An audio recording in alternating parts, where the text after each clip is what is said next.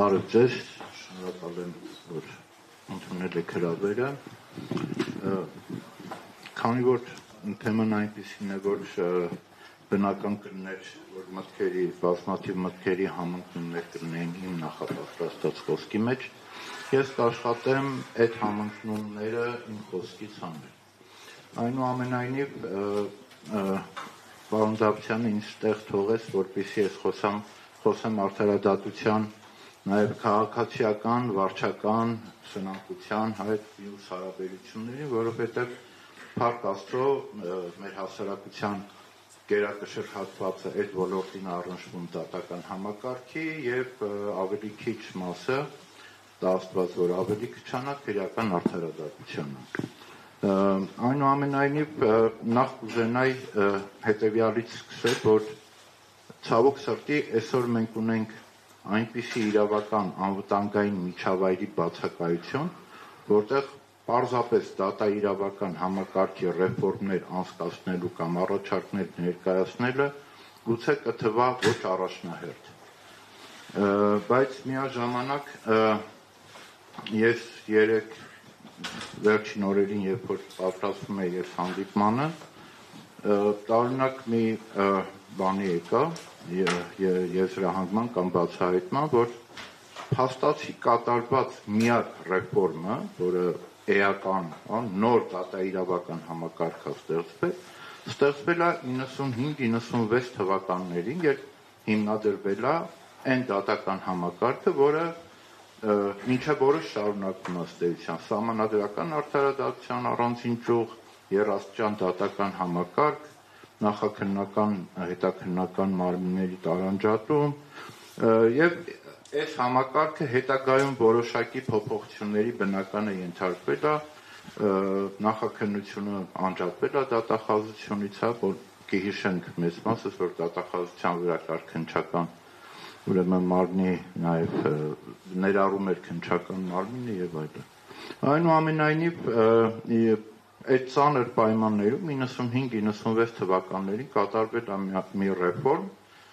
որը իր չափերով, իր տեսակով գուցե օրինակ է, թե ինչպես կարելի է անգամ ամենածանր պայմաններում գնալ այդ տեսակ ահռելի ռեֆորմի։ Եվ արդարացիորեն ասենք, որ այնուամենայնիվ այդ ռեֆորմի արդյունքում ստեղծվել էր դատախազական համակարգ, որը որոշ դեպքերում նաև իրոք կարողացել է անկախություն դրսևորել։ Եվ ես կարծում եմ, որ շատ սխալված չեմ լինի, եթե ասեմ, որ եթե չլիներ 2008 թվականի դատական համակարգին հասցված այդ կացնի հարվածը, գուցե թե մենք այսօր չունենայինք այս աստիճան աղետալի վիճակ մեր դատաիրավական համակարգում։ Բայց ես ուզում եմ նաև արձանագրել, որ երկրորդ հարվածը մենք ստացանք 16-18 թվականներին, երբ սահմանադրական փոփոխությունների արդյունքում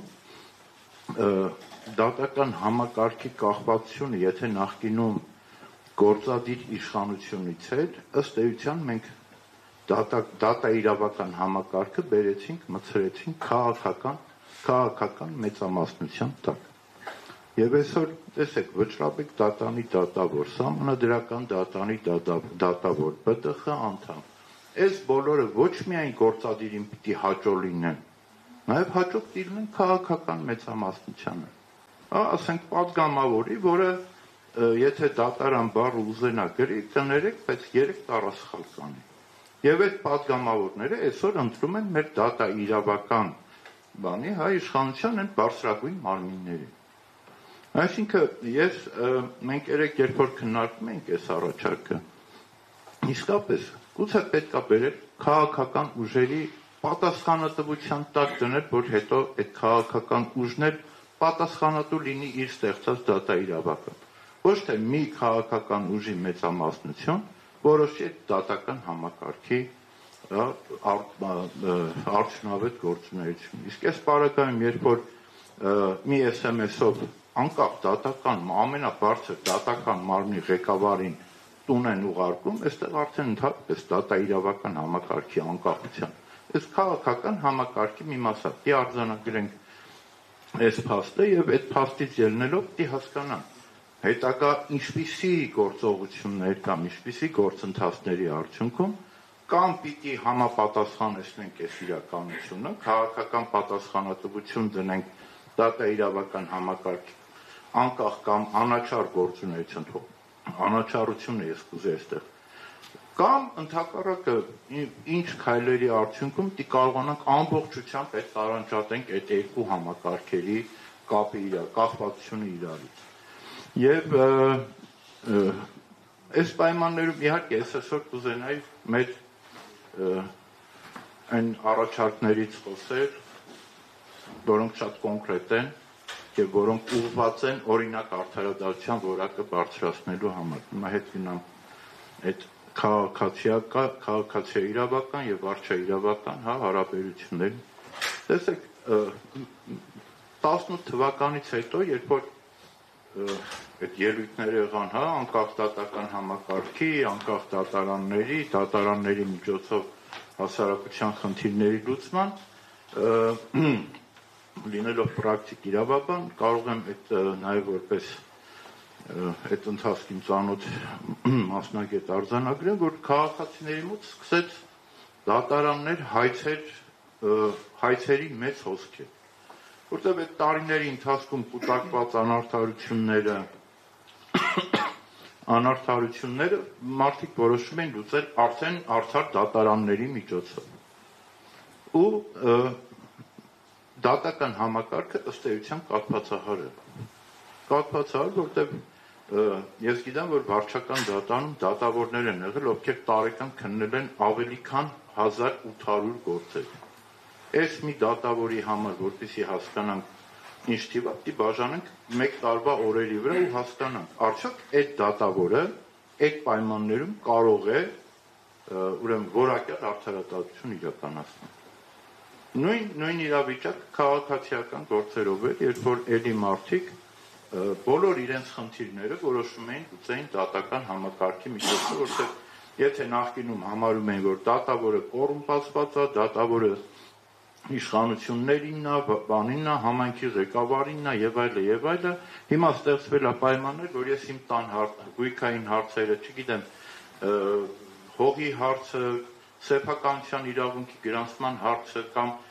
այսինչ հիմնարկի հետ իմ ստանալիքի հարցը լուծեմ դատարանի միջոցով։ Մենք այդ իրավիճակից ելնելով արդեն նախկինում եղած, մենք օրինակ առաջարկում ենք Առաջի Ասիանի երկօղակ դատական համակարգի նոր մոդել, որտեղ ուրեմն նվազ, մինչև 3 միլիոն դրամի գործերը կամ թեթև գույքային գործերը կքննել թաղային դատարանը, դրանից հետո արդեն ավելի բարձր գույքային վեճերը, 3 միլիոնից ավել գույքային կամ բարդություն ունեցող ժառանգության հարցեր եւ այլը կլուծել երկրորդ օղակի դատարանը։ Դրանով էականորեն կարող ենք նվազեցնել դատարանների ծանրաբեռնվածությունը, ինչի հաշվին ակնհայտ է, որ կբարձրանար արդարադատության որակը։ Դե բնականաբար մեր ռեֆորմներ, այդ առաջարկները այս իշխանության ժամանակ թեև արվել են, բայց ուշադրության չեն արժանացել, իսկ որպեսզի արվեր դրա համար պետք է մյուս տարբերակը, որ մենք ինքներս քաղաքական իշխանություն կարող ենք դառնալ եւ այդ բարեփոխումները անցկացնենք։ Ինչ արեցին 18 թվականից հետո գործող իշխանությունները։ Որոշեցին, որ վարչական բարույթները ուրեմն վարչական դատարանի գործերը թեթևացնելու համար որոշակի քայլեր ձեռնարկել։ Ես խնդրում եմ հիմա կարծում եմ մասնագետները կան դալիճում, բայց այդ զավեշտը ուղղակի եթե չեք դիմանա կարող է ծիծաղել։ Ասեցին պիտի վերադասության կարգով բողոքարկվի։ Բողոքարկեցին վերադասության կարգով ստանդարտ պատասխան ուղարկեցին, նույն հայցերը ուղարկեցին վարչական դատարան։ Առաջ էր 1000 հայց քննում է դատավորը, հիմա էլ է 1000 հայց քննում։ Բայց այդ հայցի հետ մի հատ էլ քննում այն վարույթը, որը ոստիկանությունում տեղի ունեցել։ Այդ շինց ու ինչ-որ արհեստական մի հատ ստանդարտ բանով գնացող վարույթ, գործից ավելի ուժեղա։ Ասեցին, չէ, լավ, այս ոնց որ չթեթևացրեց, ուրիշ բան մտածենք։ Եկեք պետական տուրք դնենք վարչական բաների վրա, բողոքարկումների վրա, որը առաջ քաղաքացիները ազատված էին պետական տուրքից, եկեք պետական տուրքով ծանրաբեռնենք։ Հետևյալ նախնդիրը, ես 4000 դրամ պիտի պետական տուրք վճարեմ օրինակ, 3000 դրամանոց ակտը բողոքարկելու համար։ Լուծեցին խնդիրը, որոշակի լուծեցին։ Բազմաթիվ քաղաքացիներ ուղղակի դասին տանենք ակտը մուծեն։ Այսինքն սրանով եւ արդարադատության որակը չբարձրացավ, եւ արդարությունը